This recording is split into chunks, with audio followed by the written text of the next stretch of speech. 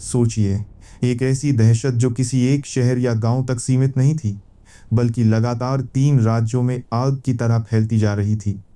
तेलंगाना, आंध्र प्रदेश और कर्नाटका की अलग-अलग जमीन पर एक के बाद एक सिर्फ लाशें मिल रही थीं। 11 सीरियल मर्डर्स। ये कोई आम क्रिमिनल का काम नहीं था। साल 2020 से लेकर 2023 तक पूरे 3 साल एक खामोश मौत इन राज्यों के अलग-अलग हिस्सों में घूम रही थी। लोग बिना किसी निशान के गायब हो रहे थे और बाद में कानून को सिर्फ उनकी आखिरी निशानियां मिल रही थीं। पुलिस डिपार्टमेंट्स शुरू में पूरी तरह उलझन में थे कि आखिर ये सब कैसे हो रहा है। एक आम इंसान अपने घर से सुबह निकलता था और फिर कभी वापस लौट कर नहीं आता था। बाद में इन्वेस्टिगेशन से क्लियर हुआ कि इन 11 मौतों के पीछे सिर्फ एक ही शातिर दिमाग चल रहा था। अक्यूज्ड का नाम था रामती सत्यनारायण। ये एक बहुत ही डरावना सच था। सत्यनारायण ने 2020 से 2023 का वक्त एक लगातार एक्टिव क्राइम पीरियड की तरह यूज किया, जहां वो बिना किसी शोर शराबे के अलग स्टेट्स में अपने नए शिकार चुनता चला गया। आज ये सस्पेक्ट हेवी जुडिशियल कस्टडी में अकेले बंद है। कहानी यहाँ खत्म नहीं होती। जबकि वो फिलहाल सलाखों के पीछे है, कानून एक water type multi jurisdictional case build कर रही है। पुलिस फोर्स जानती है कि अगर इस इन्वेस्टिगेशन में एक भी छोटी सी गलती हुई तो 11 लोगों के खून का हिसाब उनके परिवार वालों को कभी नहीं मिल पाएगा। इतने बड़े स्केल पर सीरियल मर्डर्स को अंजाम देना और 3 साल तक सिस्टम की नज़रों से बचे रहना एक बेहद ठंडे दिमाग की प्लानिंग थी। लेकिन इस केस की सबसे डराने वाली बात यह बिल्कुल नहीं है कि उसने लगातार इतने लोगों की जान ली। सबसे डराने वाली बात यह है कि जब आप इस इंसान को आम जिंदगी में देखते तो आपको एक पल के लिए भी उस पर शक नहीं होता। वो सोसाइटी में एकदम हार्मलेस और आपके पड़ोसी जैसा दिखने वाला इंसान था, जो दिन के उजाले में लोगों के बीच एक इज्जतदार जिंदगी जी रहा था। तेलंगाना के अंदर एक छोटा और शांत इलाका आता है, नगर कुरनूल। यहाँ की जिंदगी बिल्कुल आम रफ्तार से चलती है और लोग एक दूसरे को अच्छी तरह जानते हैं। यही वो जगह थी जहाँ ये 47 साल का इंसान अपनी जिंदगी गुजार रहा था। वो सोसाइटी के किसी अंधेरे कोने में छुपकर नहीं बैठा था। असल में उसका एक बिल्कुल नॉर्मल परिवार था, जहाँ वो अपनी बीवी और 2 बच्चों के साथ एक आम घर में रहता था। अगर आप उसके मोहल्ले वालों से बात करते तो शायद ही कोई उसके खिलाफ एक शब्द बोलता। कामकाज के हवाले से लोग यही जानते थे कि वो फॉर्मली रियल एस्टेट का काम करता है। जमीन खरीदना, बेचना और लोगों को प्लॉट दिखाना उसका रोजमर्रा का पेशा था। लेकिन उसकी असली पहचान उसके पिता से जुड़ी थी। उसका पिता उस इलाके का एक लोकल क्वैक यानी ट्रेडिशनल हीलर हुआ करता था। पिता के इस पुराने काम ने उसको वहां के लोगों के बीच एक खास रुतबा दिला दिया था। अपने पिता की तरह उसके पास भी आयुर्वेद की डीप नॉलेज थी। लोग उस पर बहुत भरोसा करते थे। नेबर्स की नज़रों में वो एक हाईली रिस्पेक्टेड इंसान था। वो हमेशा सॉफ्ट स्पोकन और वेल बिहेव्ड तरीके से लोगों से मिलता। कभी किसी से ऊंची आवाज में बात नहीं करता। उसकी बोलचाल में ऐसी शराफत थी कि किसी भी नए इंसान को उस पर तुरंत विश्वास हो जाता। पड़ोसी अपने सुख दुख उसके साथ बांटते और वो उन्हें समझदारी भरी बातें बताता। बाहर से देखने पर वो एकदम आदर्श और समझदार इंसान था, जिसके आसपास डार्कनेस का कोई निशान नहीं था। सब उसे एक हार्मलेस और मददगार फैमिली मैन समझते थे। पर यह शराफत एक धोखा थी। उसने अपने इस इज्जतदार चेहरे को एक बहुत सोची समझी ढाल बना लिया था। लोग बिना सोचे उस पर विश्वास कर लेते थे और आगे चलकर उसका यही ट्रस्ट एक ऐसे खतरनाक जाल की बुनियाद बनने वाला था, जिसमें फंसकर लोग अपनी जान गंवा बैठते। ऐसे किसी भी जाल को बिछाने के लिए सबसे पहले एक सही शिकार चाहिए होता है। उसने अपना टारगेट डेमोग्राफिक बहुत ध्यान से चुना। वो खास तौर पर उन मिडिल एज्ड मेन को ढूंढता था जो पहले से ही भारी फाइनेंशियल डिस्ट्रेस में थे। पैसा उनकी सबसे बड़ी कमजोरी थी। ऐसे परेशान लोग जो अपनी जिंदगी बदलने के लिए रैपिड वेल्थ चाहते थे, उसके लिए एकदम परफेक्ट टारगेट बन गए। अपने इस मकसद को पूरा करने के लिए उसने एक पूरा प्लान तैयार किया। उसने अपना स्कैम फॉर्मेट वही रखा जिसे इलाके के लोग गुप्ता निधि या हिडन ट्रेजर स्कैम कहते हैं। ये एक बहुत पुराना धोखा है, लेकिन उसने इस धोखे को एक नया और खतरनाक रूप दे दिया जिसमें लोग अंधे होकर कूदने लगे। बेट यानी चारा बहुत बड़ा और चमकदार होना जरूरी था। वो अपने शिकार को पूरी तरह यकीन दिलाता कि उसके पास निजाम एरा रॉयल वेल्थ ढूंढने की बेजोड़ मिस्टिकल पावर्स हैं। लोग उसकी बातों में फंसने लगे। वो समझते थे कि ये इंसान सच में जमीन के अंदर दबे उन पुराने खजानों को बाहर निकालकर उनकी किस्मत बदल सकता है। लेकिन सिर्फ बातों से कोई आसानी से अपना पैसा नहीं देता। इसके लिए उसने एक बहुत शातिर ग्रूमिंग टेक्निक बनाई।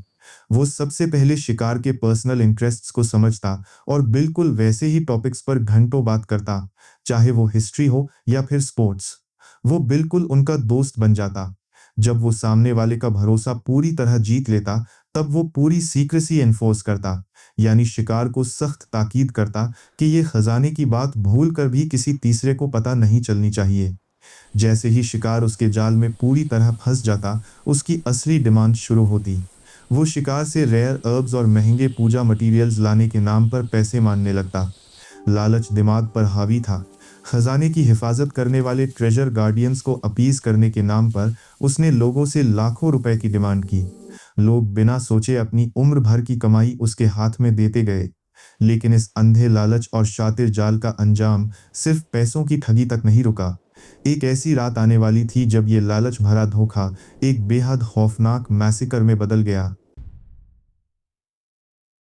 कहानी का सबसे डरावना हिस्सा शुरू होता है अप्रैल 2020 में, जब उस शातिर दिमाग ने अपनी दिशा बदली और वनापर्थी डिस्ट्रिक्ट का रुख किया। यहाँ उसका निशाना बना एक आम किसान जिसका नाम पाशा था। एक दिन पाशा को अपने खेत में आम खुदाई करते वक्त अचानक कुछ पुराने यूटेंसिल्स मिले। ये देखते ही पाशा का दिमाग तेजी से दौड़ने लगा। उसको पूरी तरह लगने लगा था कि उसके खेत की मिट्टी के नीचे जरूर कोई बड़ा पुराना खजाना छिपा है। किस्मत बदलने का लालच इतना बड़ा था कि पाशा ने बिना सोचे समझे अपने खेत का पूरा प्लॉट उस किलर के नाम पर रजिस्ट्री कर दिया। प्लॉट सीधा उसके नाम हो गया। उसकी प्रॉपर्टी अपने हाथ में लेने के बाद शुरू हुआ मौत का वो अंधेरा खेल जिसने एक झटके में सब कुछ खत्म कर दिया। किलर को ये डर अंदर ही अंदर खा रहा था कि अगर पाशा जिंदा रहा तो वो खजाना न मिलने पर अपना प्लॉट वापस मांगेगा और जिंदा गवाह बन जाएगा। इसलिए उसने उन्हें खत्म करने के लिए एक कलेक्टिव फैमिली रिचुअल का झूठा बहाना बनाया। उसने पूरे परिवार को एक जगह बैठने को बोला और यकीन दिलाया कि खजाना बाहर आने के लिए ये खास पूजा बहुत जरूरी है। रिचुअल के आखिरी हिस्से में उसने सबको टॉक्सिक प्रसाद पीने को दिया, जो असल में एक बेहद खतरनाक पॉइजन्ड मिल्क था। चारों की वही मौत हो गई। ये सच में कोई छोटा हादसा नहीं था। एक ही रात में पाशा और उसके परिवार के 4 लोगों का उसने पूरी तरह सफाया कर दिया था। घर में खून खराबा बिल्कुल नहीं था। उस शातिर कातिल ने इस पूरी घटना को इतनी सफाई से स्टेज किया था कि पहली नज़र में ये एक कलेक्टिव मास सुसाइड पैक्ट लग रहा था। पुलिस बुरी तरह धोखा खा गई। उन्होंने आसानी से मान लिया कि शायद किसी आर्थिक तंगी या अंधविश्वास के चलते पूरे परिवार ने एक साथ खुदकुशी की है। उस वक्त वहां किसी को रत्ती भर भी शक नहीं हुआ कि एक बेरहम शख्स ने इस खौफनाक मैसेकर को अंजाम दिया है। और यही वो अनजानी कड़ी थी जो आगे चलकर उस एक गलती की तरफ मुड़ने वाली थी जिसने आखिरकार पुलिस को उस तक पहुंचाया।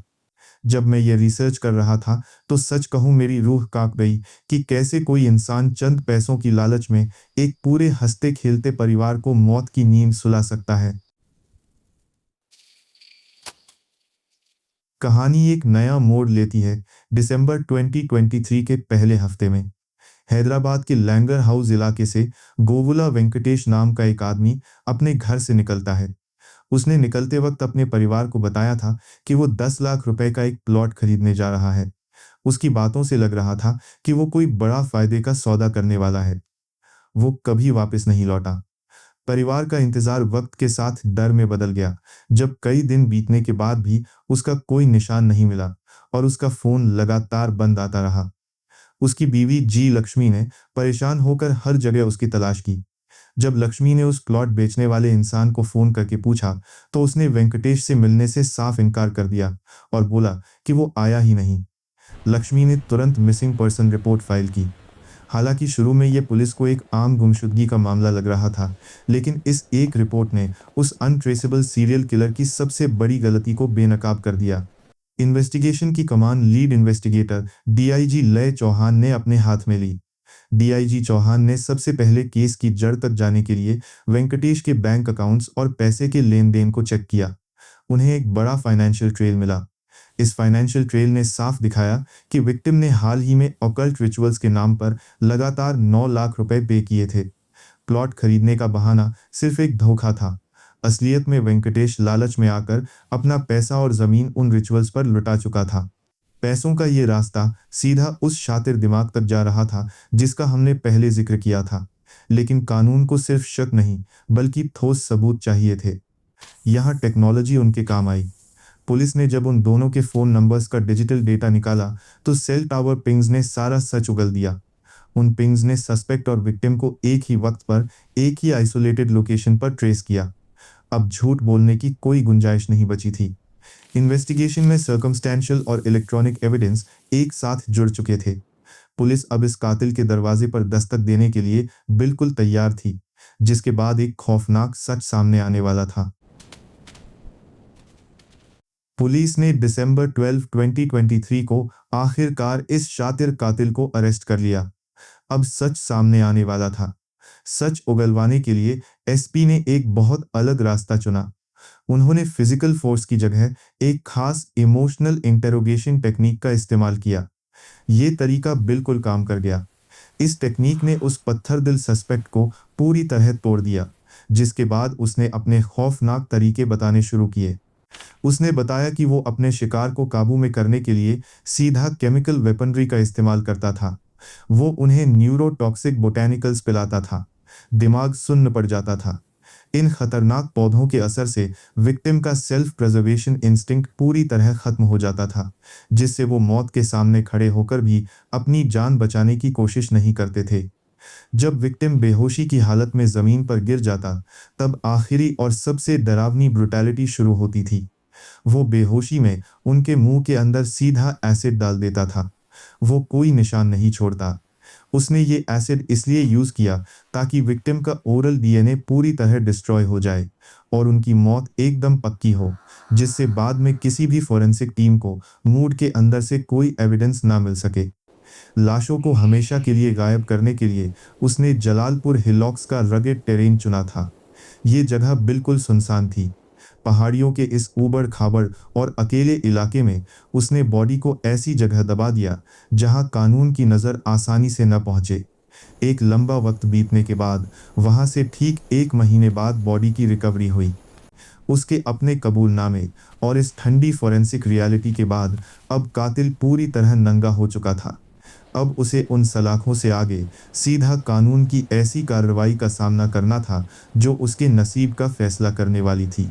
अगर आप ऐसी ही कहानियां सुनना चाहते हैं तो चैनल को सब्सक्राइब करें और ये वीडियो अपने दोस्तों के साथ शेयर करें। कानूनी लड़ाई अब कोर्ट की चार दीवारी के अंदर शुरू हो चुकी थी। पुलिस जानती थी कि सबूतों को कानून की नज़रों में ठोस साबित करना सबसे ज़रूरी है।